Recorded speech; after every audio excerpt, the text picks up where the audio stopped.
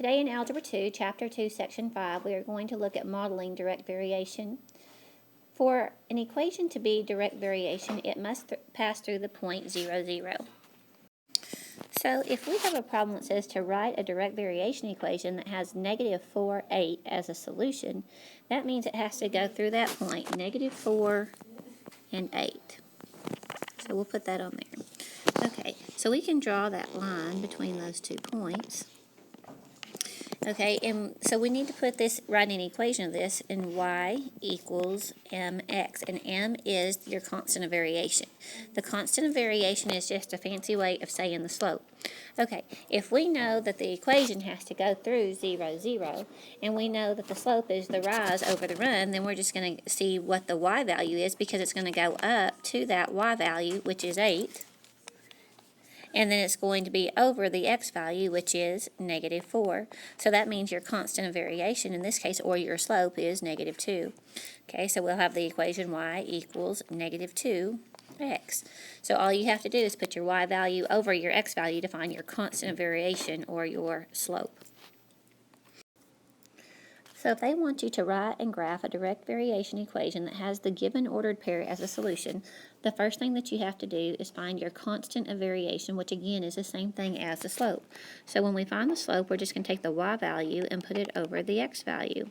Okay, so we have negative 9 over 3, and we know that that's going to equal negative 3.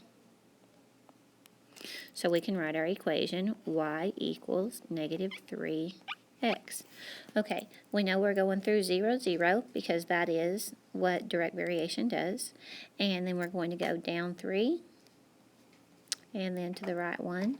Or we could have gone up 3, and back 1. And there you go. Every single time the equation must go through 0, 0. The y-intercept has to be 0, 0.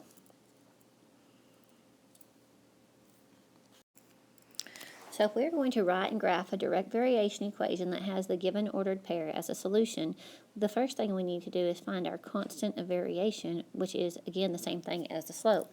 So we have to take the y value and put it over the x value. So in this case, we're going to use k for our constant of variation, and it's going to equal negative 9, which is your y value, over your x value of 3, and that equals negative 3. So in y equals kx, or y equals mx, we have y equals negative 3x. And again, the y-intercept is at 0. If we're ready to graph that, then we can start at 0, 0. And we can go down 3 and to the right 1. Or we could go up 3 and back 1. And then you can draw your line.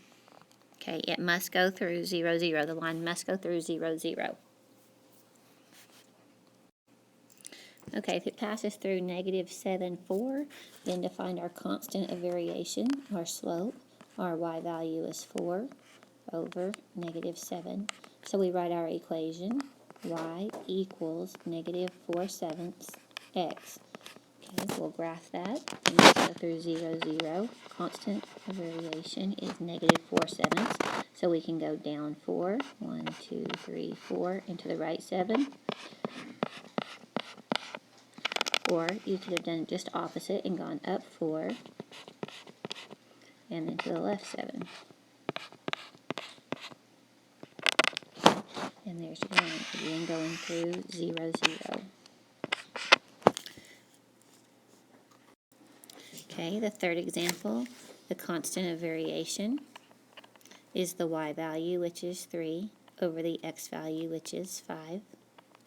So our equation is y equals 3/5 x. Let's graph that. We're going through 0, 0. Our rise is 3. Our run is 5. Or you can go down 3 and back 5.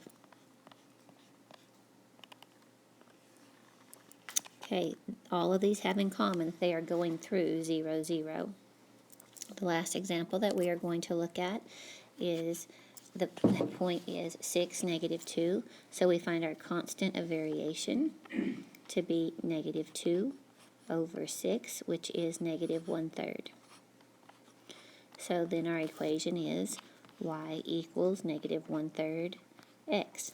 We'll graph that. We're going through 0, 0. Our slope is negative 1/3, so we can go down 1 and to the right 3, or up 1 and back 3, and draw our line. Okay, so what might be on the quiz for modeling direct variation? Well, the first thing that you need to know is that the constant of variation is just the slope. And you can get that by just taking your y value they give you and putting it over the x value that they give you.